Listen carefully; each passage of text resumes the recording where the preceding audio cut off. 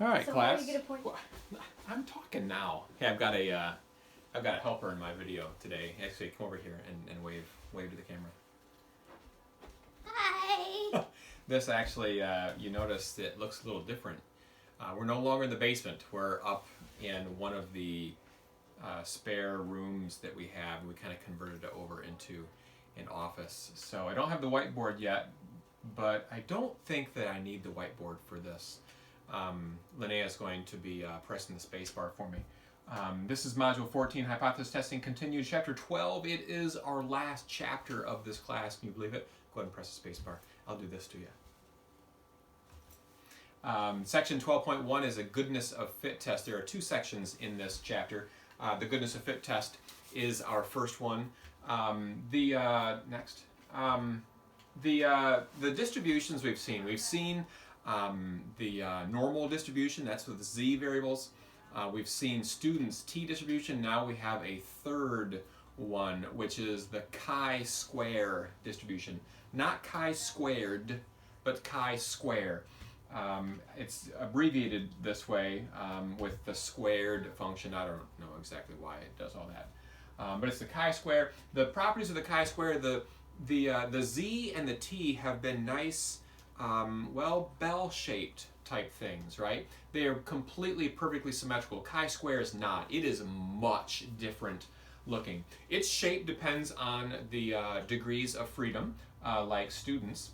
And as the number of degrees of freedom increases, it becomes more nearly symmetric, but it can never be symmetric because it is always right-tailed. The tail on the right side will continue forever, but the tail on the left side stops at the y-axis. Next slide. This looks a little busy. See if you can follow along. Depending on the degrees of freedom, here's degree freedom 2. It goes down, and that's it. No bell shape at all.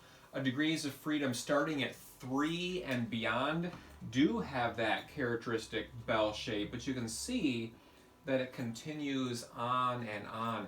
It looks like it just kind of is quite a bit skewed, right? But you get to degrees of freedom about 30, and for the most part, this tail here and this tail here kind of look the same. That's the idea of the degrees of freedom being symmetric.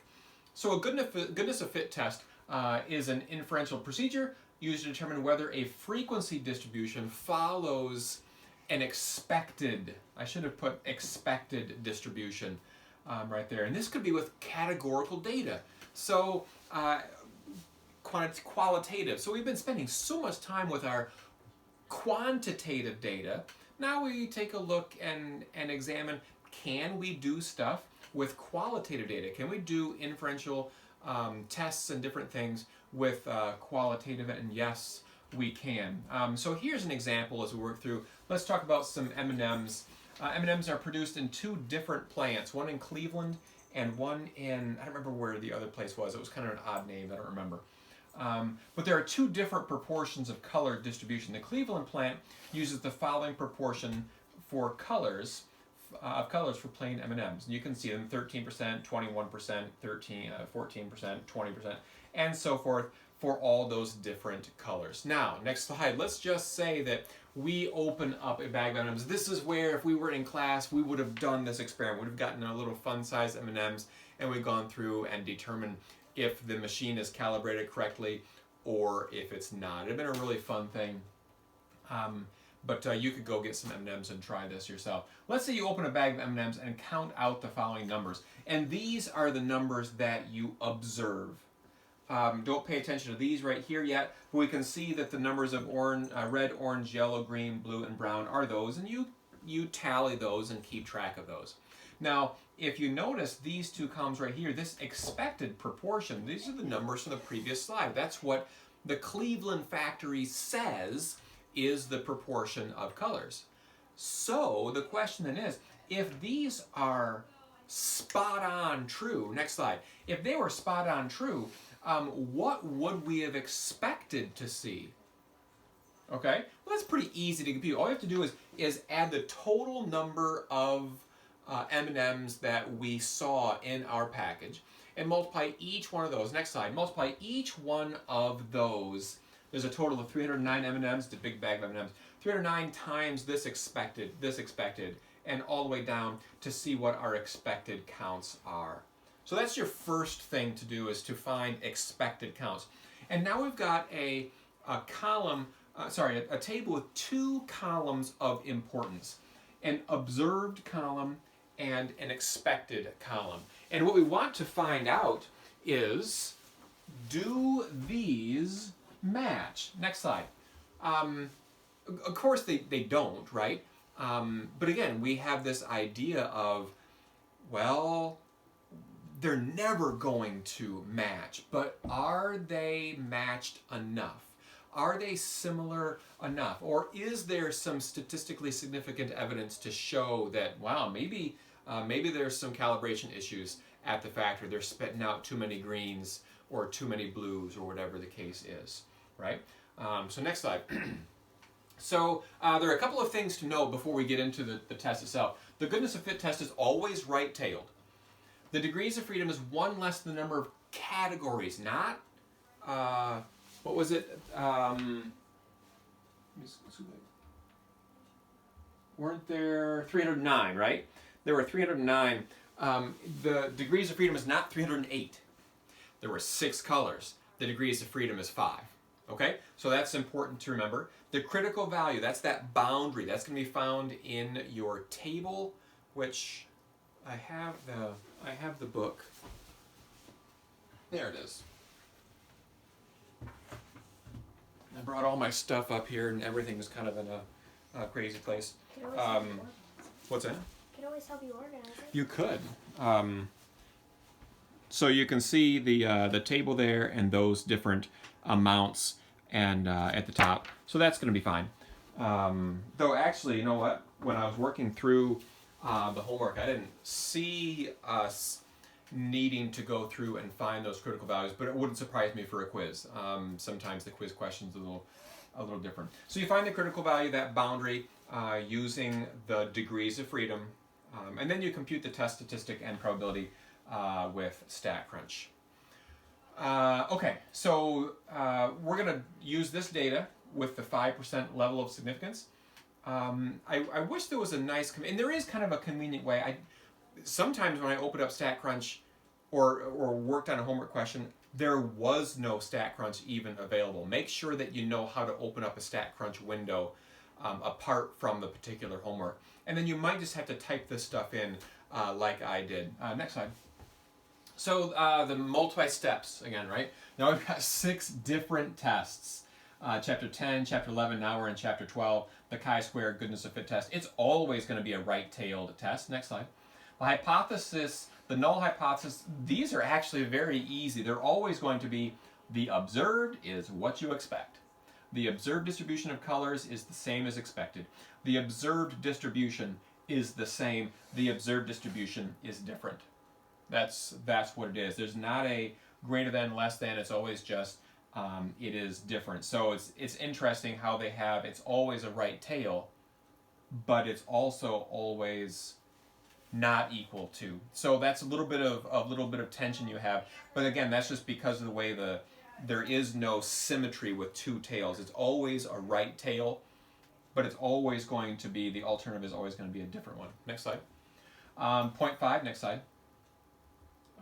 Critical values. The critical values, you find them with the chart. Degrees of freedom is again is 1 less than the number of categories, and the chart is pretty easy to find. We just find that it's 11.070, which is an extremely large boundary, right? We've never had boundaries this big. This is no longer apparently a number of standard deviations away. This is measuring something completely different than 1, 2, 3 standard deviations is a 68, 95, 99.7. This has an area of 5% that is 11 units away, whatever those units happen to be. Okay, next slide. So now we have our StatCrunch screen. I trust that you can take a blank StatCrunch screen.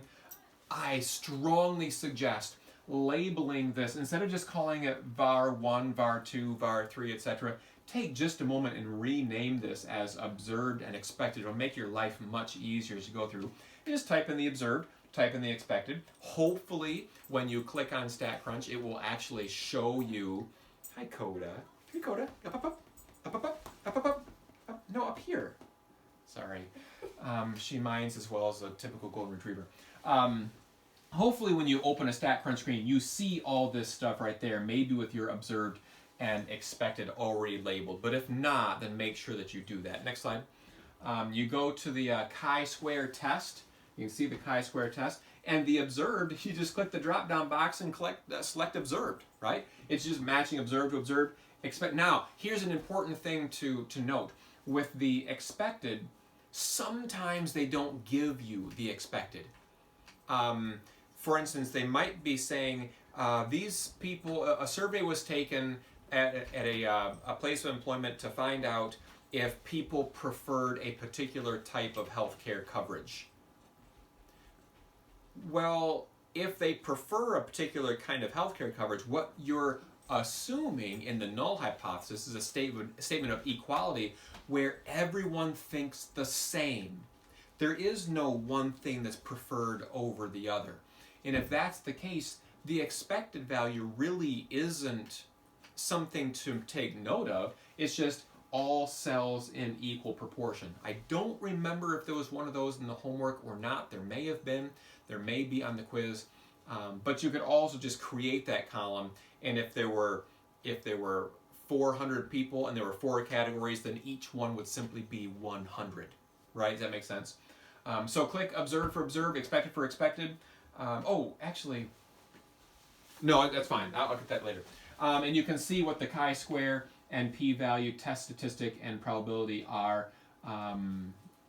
You notice the degrees of freedom is correct. The number of total is correct. I don't know if you can see this well, but next slide will show it pretty well. 22.585, and a p-value very small.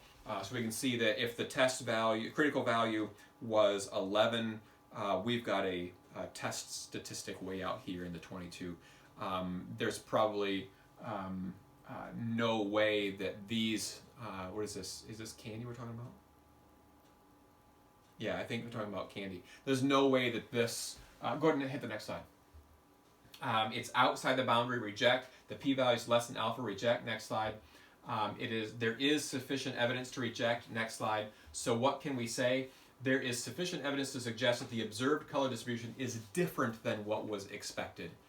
We expected to see numbers a whole lot different than what we saw, and they were so different that we have reason to believe that there's something wrong with the calibration stuff. So that is the goodness of fit test. I hope that works well for you, and I'll see you in the next video.